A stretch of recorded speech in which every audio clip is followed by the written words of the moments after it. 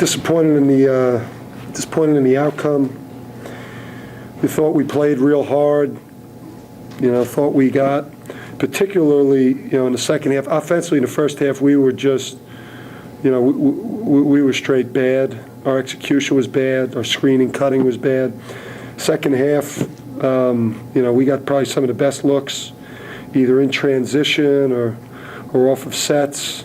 It was just one of those nights, where we didn't make shots, and playing against the type of size, with them at times playing three bigs, and we knew that it was going to be a game where we were going to get a lot of looks out at the line, and we just picked a bad night to have pretty much everyone just struggle shooting the ball. Of the 33s we took, I'd say probably 5 or 6 of them might have been end of shot clock or bad shot selection. But I thought we probably got 22 or 23 good looks at it. And, we had to make shots tonight, and we didn't. And that was the difference in the game. Rebounding wasn't as big a factor as I thought it would be. They out-rebounded us by 16, but a lot of that was because, we got more shots from the field than they did. They can really control the glass 45-29, especially in the second half. What do you account for that? Well, we had the same amount of offensive rebounds in the game. We obviously, we took more shots than they did, so they were able to rebound the ball more on the defensive glass than we were.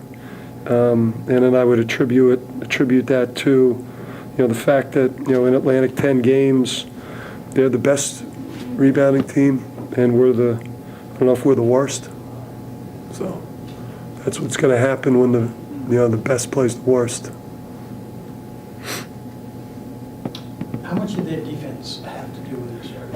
I just think for us in this game, we needed to spread them out because they were so big, and it was so hard for us to finish in the lane, because of our lack of size. And then the only guy that we can consider, throwing the ball in the post to, who can score, is Mike Amon. And, so for us, it was about spreading them out. We did a lot of shooting the last couple days because we knew we were going to shoot a lot of threes at home. You feel like you're going to have a chance to, to make more than we did today. So this is kind of what we thought it would be. We just didn't anticipate, having everybody at their worst shooting the ball today. Xavier goes for 12 in the first half, then he goes ice cold in the second half, 1 of 7. How do you? Everyone. You said everyone was shooting the ball difficultly, and they were, but Xavier seemed to have it in the first half, and then he just seemed to lose it. Well, he was 4 for 10 in the first half, which, that's not a, it's not a great percentage. I thought he got, for the most part, some pretty good looks. Couple ones went in and out. Their shots. I think that maybe minus. He might have taken two or maybe 3 forced. And then he had the one in transition where, we had just. It was one of those games where offensively, just nothing went right for us in terms of making shots. Whether it was in transition, Andre Malone has a dunk. Gets it blocked. X has the finish in transition. Misses it. We're up 1. Nick gets the wide open. They were just critical plays. Andre misses the front end of the 1-on-1, down 6, 44, 38, and then they go down and hit a 3 off the out. It just, you feel bad for the guys because they were so locked in, and I think they wanted to break that 1998 regular season thing so badly that I think we got uptight, and we pressed a little bit offensively. Coach, a couple good games in a row for Nick, going back to last week against Dayton and then Duquesne on the road. Today, not so much. From watching, it didn't seem like it was from a lack of effort. Just more or less shots just weren't falling for him. But the rest of the guys. Nick's been playing great last couple of games. These things happen. On teams that are really good.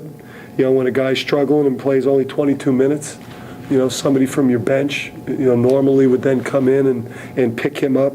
Nick, his lack of scoring tonight, gets magnified because we don't have a guy to bring in off the bench, when he struggles, to bail him out. But I thought his intentions were great. I thought he played really, really hard, and I just think that he had a bad night, and he desperately wanted to play great. How many instances do you see in the second half where maybe it was Taylor, a senior, against your two freshmen and having his way in the paint? I mean, we're playing. We have 3 post players. 2 are freshmen that are showing a lot of signs of getting better. I mean, those are some real guys to play against there. I mean, they score around the basket. And then the third guy in our rotation is Ryan, who coming into this year, hasn't had a lot of opportunity or production. And at the end of the day, that's what they did second half. They pounded us, pounded us inside, and then you get behind, and the answer at that point is now not to, fall into a zone or a shell and hide. You got to, kind of jumpstart your team by staying after them in man defense. But they're physically overmatched. 13 and 17. The last couple, 2 wins, the last 2 games, they've been playing well overall. And then you have a game like this. How demoralizing is it? What do you take away, try to build off of for the rest of the season? I'm not demoralized. I'm disappointed. We wanted to have a moment tonight. I feel like, it would have been great, for everyone that was in the arena. Most importantly, for those players that, have worked real hard, and I'm disappointed for them that they, that they weren't able to come out and see that ball go through the net. But I'm not demoralized. I think that's a bad word to describe how I feel right now. You faced a strong front court tonight. Now you have a strong back court coming in on Sunday. Just talk about how you match up with LaSalle.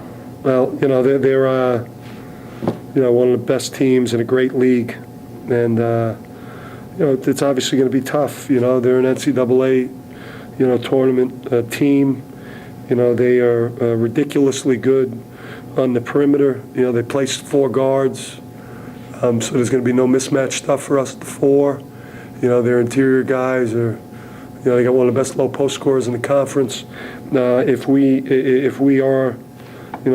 hang our heads the way they play, which is significantly different than the style we just faced, we'll get demoralized on Sunday with the way they're going to attack us. You had one more? You have 13 field goals, 10 assists. The guards were able to, they had trouble, scoring, but they were able to facilitate. Yeah, I mean, listen, we had 10 assists, 8 turnovers. They had 7 assists, 14 turnovers. The difference in the game was we didn't make shots, and and they had guys that they could dump the ball into around the basket that could physically overpower, the young kids that we have playing.